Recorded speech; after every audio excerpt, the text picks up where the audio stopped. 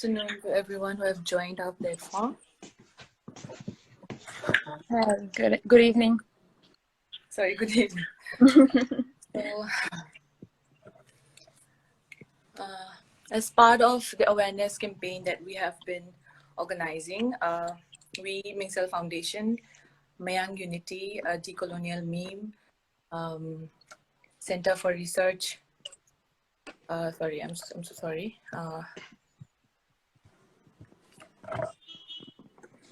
Anouba Meerol, Center for Research and Advocacy Manipur, have jointly organized this online conference on the topic implication of oil palm pursuance in Northeast India. We all are aware of our prime ministerial speech given on the Independence Day, giving a green wave to the National Mission on Edible Oil, oil palm, which aims to make India truly Atmanirbhar Bharat, and also to reduce oil import from Southeast Asian countries. So this actually means the plantation, the area coverage for plantation of oil plantation or cultivation, land under cultivation will be increased, as well as there will be many effects, positive as well as negative impacts, which we will be discussing in detail in this second day of our conference. The first was held on 18th of October, 2021. We have with us three very important speakers with us. First, I would like to call upon, first I would like to give a brief introduction of our speaker. First we have Kimi Colney, if I'm not wrong, I'm so sorry. She's a journalist, she's based in Mizoram, and she writes for The Caravan, Indian English language long-form narrative journalism magazine covering politics and culture. And also she's an author at East Mojo, which is a digital news media house based in Guwahati, promoting Northeast India news. The second speaker, she is Purabi Bose. She has a background in food science, textile chemistry, human development and anthropology, followed by specialized fellowship in training and in environment education and at local level forest governance. She is currently working at Swedish University of Agricultural Sciences as a senior lecturer in forest policy. And our last speaker, Mr. Rituraj Pukan, is an environmental activist based in Assam. He has a very commendable official post. First, I think I'll invite Ms. Colney, Kimi Colney, to take over the screen and to explain in detail what's going to happen if Northeast is given under the oil palm cultivation, the impacts, how it's going to impact socially, economically, ecologically. The screen is yours. Thank you. This is the first time I'm going live on Instagram, so I'm quite nervous seeing all my friends join. But anyway, let's make the best of it. And I'm very grateful for this opportunity, and I'm thankful to the organizers for providing us with this platform. But before I start, I just want to say that I'm not a subject matter expert on oil palm plantations. However, I'm a journalist, so I just give a voice to the subject matter experts. However, whatever I will be sharing today is what I have learned from my interaction with farmers and environmentalists. Recently, I had written an article for the Caravan magazine regarding oil palm plantations in the Northeast, and I will be sharing whatever I found from my research for the article. So as you had said, on 15th August, as usual, when the Prime Minister gave his Independence Day speech, luckily or unluckily for us, the Northeast people, he mentioned a few lines about the Northeast states. And here he started off by talking about how development should be all-inclusive And he spoke about how there is a lot of room for development in different areas in the Northeast, such as tourism, adventure sports, herbal medicine, and among these, oil palm plantations. 3 days after he made this announcement, the Union Cabinet approved the National Mission on Edible Oils. And later in a press briefing, the Union Minister for Agriculture, Mr. Narendra Singh Tomar, he said that they had approved 11,040 crores for the scheme, and that they plan to have like increased cultivation of oil palm plantation to 1 million hectares in India. And then coming to the Northeast, on 31st August, Mr. Narendra Singh Tomar and Mr. G. Kishan Reddy, who is the Minister for Development of Northeast region, they had a meeting with the chief ministers of the Northeast. In this meeting, Mr. G. Kishan Reddy said that the Northeast states will play a very important part for this new scheme that is being introduced, and that he also mentioned that the state of Mizoram can be seen as a success model for oil palm plantations because they've been doing it for a while. But the question here is, was Mizoram really successful? Were the oil palm plantations in Mizoram really successful? So before we get into detail, I'll just go back a little bit into the history of how oil palm plantations were started in Mizoram. In 2004, the oil palm development program was started in Mizoram. In this same year, the central government had introduced a scheme, Oil Seeds Pulses Oil Palm Scheme, and the cost was shared by the union and state government. On December 2004, the Mizoram passed the Mizoram Oil Palm Act, and then eventually in the 7 districts of Mizoram, oil palm plantations started, and then companies started buying from these plantations, and that's how it all started in Mizoram. According to the information I got from the Department of Agriculture here in Mizoram, currently the potential area for oil palm cultivation in Mizoram is 66,791 hectares, out of which the area covered is 26,679 hectares. So this oil palm plantation started in 7 districts of Mizoram, and I spoke to farmers from all the 7 districts, and not one of them had a success story to tell me. Let's take, for example, Mr. Klang Loma. Mr. Klang Loma is someone who I know personally. So when I was going to write this article, I was just thinking of people I know who have oil palm plantations, or who might know people who have oil palm plantations. And I remember visiting his farm with his grandson, who is a friend of mine, and seeing palm trees in his farm. So I decided I would call him and ask him if he had any profits or any losses from his farm, and like what was the situation. When I called him, I came to know that he had sold his land. That was a land that he has had for over 30 years. He had purchased it in 1971, but now he had to sell it. In the year 2008, he planted around 300 seedlings of palm trees in his land. And when the tree bore fruit, what is called as fresh fruit bunches, he sold the fresh fruit bunches and got around 7,000 rupees.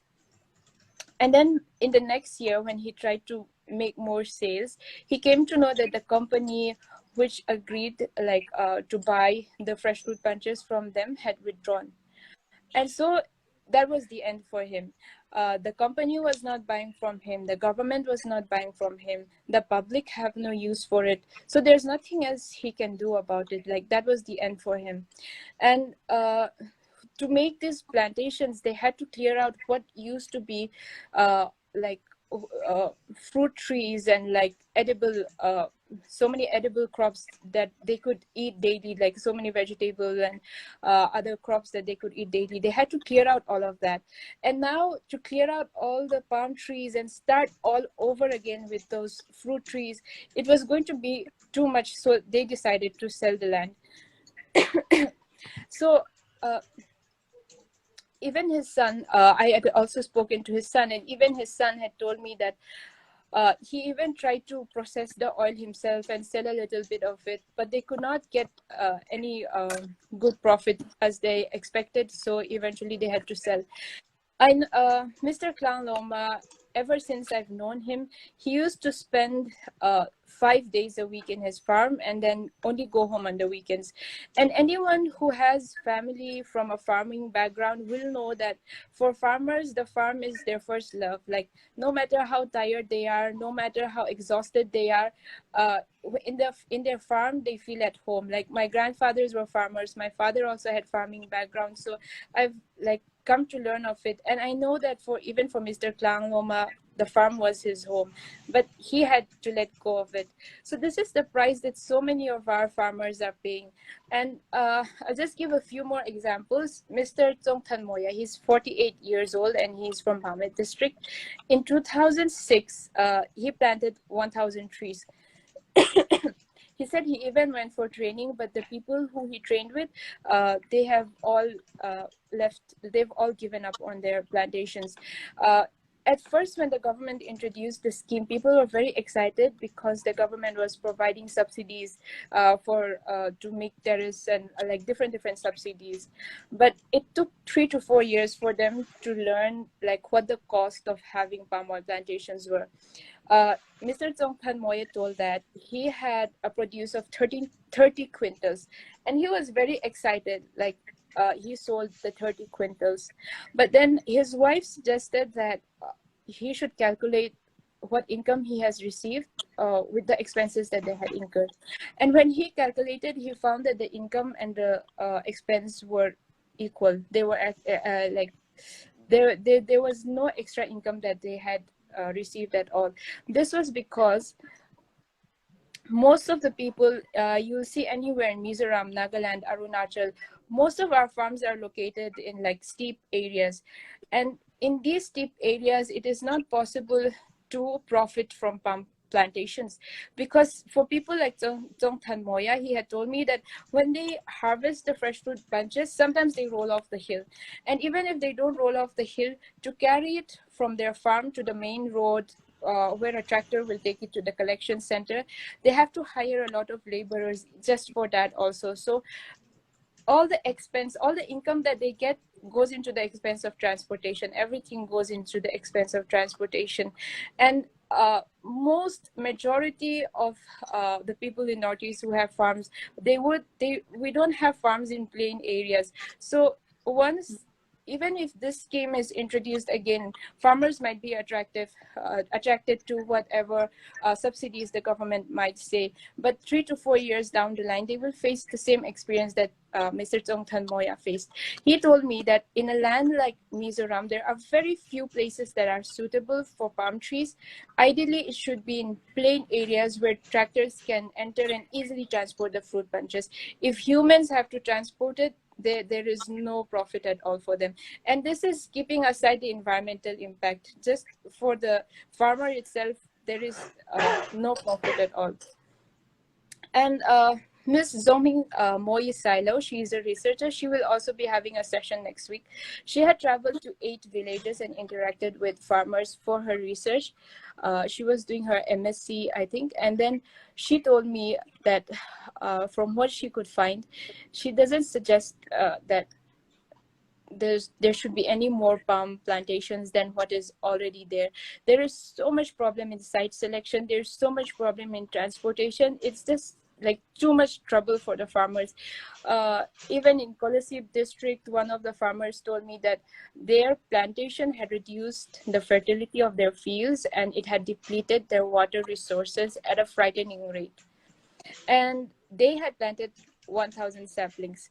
From Longklai district, which is another district in Mizoram, a farmer from there had also told me that the nearby fruit trees, they had a plantation of 200 saplings, and the fruit trees that are nearby those plantations, they cannot bear fruit anymore.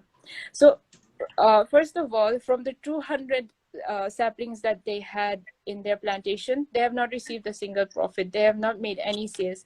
And on top of that, the fruit trees that they have nearby, they're not producing any fruit. And this is because, according to research, oil palms are such nutrient heavy exhaustive feeders. Like they take up so much nutrient. They're such nutrient heavy exhaustive feeders that the soil fertility degrades after 10 years.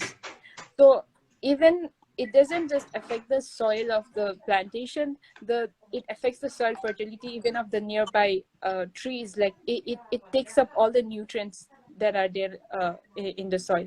So that is how it impacts all, like even the areas surrounding the plantations too. Recently, a report was given in climate change news, where it was said that the palm oil plantations in Mizoram, a 2016 study found that the bird populations in Mizoram declined when natural forests were replaced by palm oil. And also there are some oil factories, and when this oil from oil factories contaminated water, it started killing fish and other wildlife. So in these areas they found many dead fishes, frogs and tadpoles in the water areas near these palm oil factories. When I spoke to government officials about all these problems, they told me that they wanted to introduce, government officials in Mizoram, they told me that they wanted to introduce palm plantations in Mizoram because Juming cultivation is so popular and that is harmful for our environment. So they are concerned about the environment, and that's why they want to introduce palm plantations. But the question on many environmentalists and public minds and the minds of the public is palm plantation actually better than June cultivation? Is there any research to support that? Actually, there's a research to support the reverse of that. A study by Nature Conservation Wildlife found that forests that regrow after Juming have much higher biodiversity in comparison to forests that grow over areas where oil palm cultivation takes place. So the effects are visible in like all parts of Mizoram, in all the districts of Mizoram. Oil palm is a monoculture crop, and those who have done research on this, they found that one crop standing alone cannot hold water in the soil and not enough to absorb rainwater. So the soil compaction and land cleared for planting oil palm, it reduces the ground's capacity to absorb rainwater.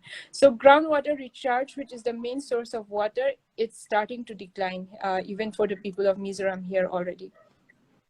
And then keeping aside all the environmental impacts and the impact on farmers, about the companies, the Mizoram government signed an MOU with 3 companies for palm plantations. This was Godrej, 3F Oil Palm, and Ruchi Soya.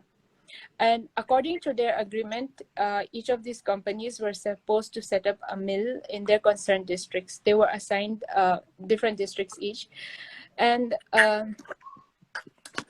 of now, only one company has set up a mill out of these 3 companies. And 3F Oil Palm has actually withdrawn from its agreement in early August. So I was just talking about the companies, and there is some, it can be said that there is some connection to Ruchi Soya, to whatever the central government is planning now. In 2019, Ruchi Soya, which is also one of the companies that has signed an agreement with Mizoram, they have signed an agreement with Mizoram, but they have not set up any mill in the area. So it's just kind of lying dormant. And in 2019, Ruchi Soya was one of the largest producers of edible oils in India, but they declared bankruptcy. And in that same year, Patanjali acquired Ruchi Soya. And on 2nd August, Baba Ramdev, in an interview, said that we plan to set up palm oil plantations in the Northeast. And it was just 13 days later that Narendra Modi made his announcement about increasing oil palm cultivation in the Northeast. So a Ritri Soya employee from here in Mizoram, he told me that from what he heard, there is no from what he heard, what is being implemented in the Northeast, this 11,040 crore scheme, it was pushed by our head. That's what he has told me. So we can find that we cannot say that this is what it is, but who will be profiting in the end is the partner of the central government, the company partners of the central government, and who will be suffering will be our farmers. In the beginning, like it was done in Mizoram in 2004, they will be very tempted by attractive offers from the government. They will be provided subsidies, and they will be the government will make some promises, companies will make promises, but eventually 3-4 years down the line, they will slowly learn the cost of having palm plantations. But by then it will be too late for them. They would have already run in losses, and then having a new crop over, or like clearing out the plantations, is also enough of an expense in itself. So we have to speak a lot more about this, because if you look at the news, anyone, I think most of us here would be from the Northeast states. You try Googling your chief minister's name with palm plantations, and you will find articles, news reports showing how much they support palm plantations. I didn't find a single chief minister speaking against it. All the chief ministers supported. There's statement after statement. I collected all the statements, but I will not read them out because it will take up too much time. But all our chief ministers supported, and unless we act together collectively, there is no going back. Like, they will go ahead with this scheme, and eventually it is our farmers who will suffer. See, land is very important for tribals. This is what, when I spoke to environmentalists from Meghalaya, from Arunachal, from different states, and this is what they feel too, that land is very important for tribals. We are connected to our land. Like, it is not just land for production.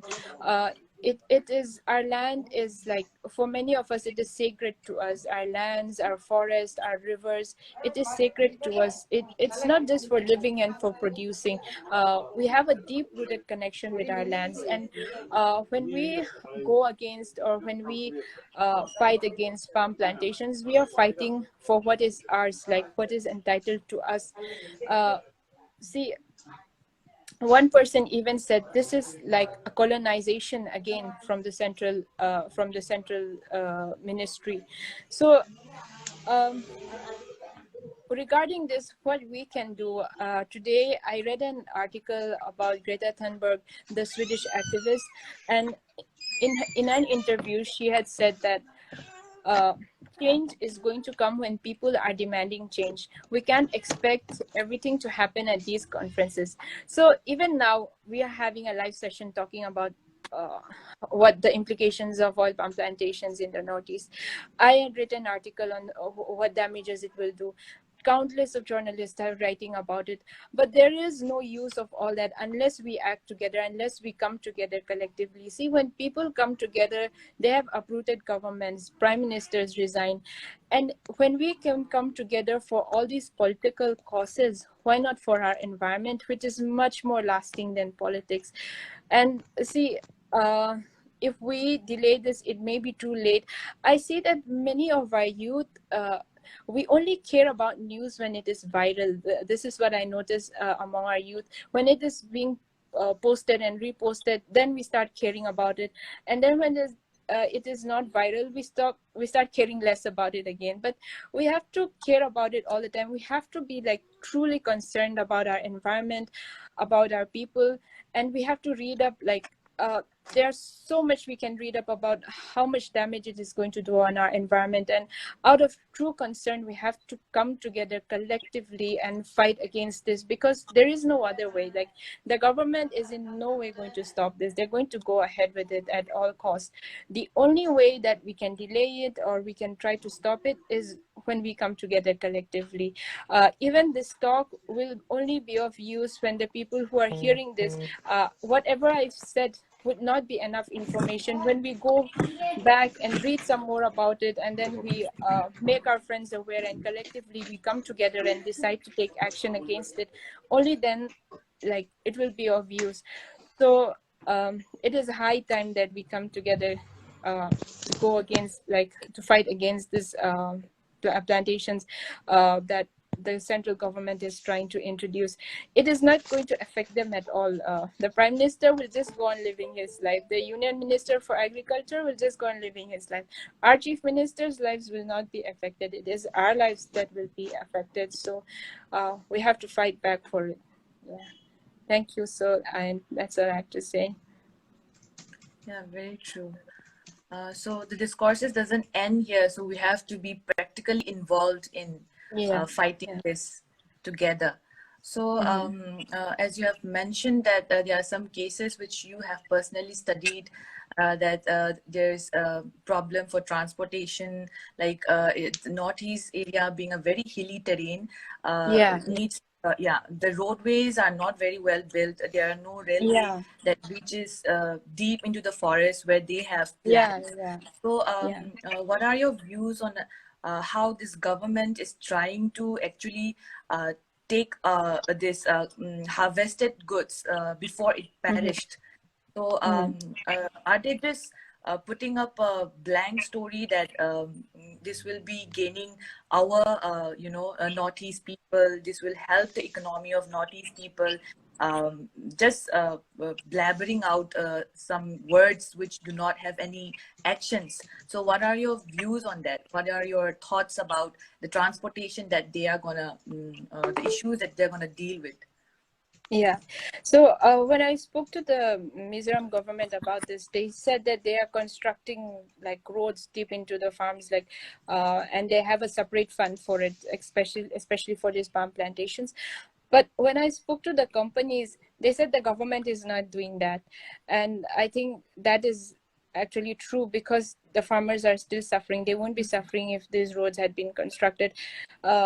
I think we would all agree that most of our farms are in areas which are not accessible by road. People have to walk long, tiring hours just to carry their produce and just to farm. So it is somehow manageable for a lighter load, but for like trees like palm trees, the fresh fruit bunches, they're very heavy. And like I said before, it is not profitable for the farmers at all unless they hire labor. And the government does not seem to be constructing any roads into our farms anytime soon, because you would see that even in our cities they're not constructing proper roads. So how would they construct good roads into the farms? And it is profitable for the government somehow, because even here in Mizoram they have a separate department for the oil palm scheme, and it is a source of income for the government. So many people are working in that department, and they would get money from the schemes. So they are they seem very afraid to let go of it, because if even people I spoke to, they said if we really wanted like the farmers to benefit, there are so many other types of crops that we could introduce, which would actually help the farmers and which would have like good markets. So this is just like out of vested interest of the government and the government's partners. Yeah, thank you for putting up a very nice, very detailed study on Mizoram. And I think Northeast as a whole is that Mizoram represents just a part of Northeast, and it's just a reality that's waiting to be, just spread up. So hope we do the awareness thing in a very positive way, and we really pressure the government to actually look deeply into this issue and help fight together what are these. And Thank you so much for your input in this conference, and Yes. nice Yes. talking to you. Thank you Are so there much any? for having me. Yeah, yeah. Just one more. I had forgot to add that why the government, the central government leaders were taking Mizoram as an example, and why I had stressed on Mizoram is also because it has the largest area under oil palm cultivation in the Northeast, and they have been doing this for like a couple of years.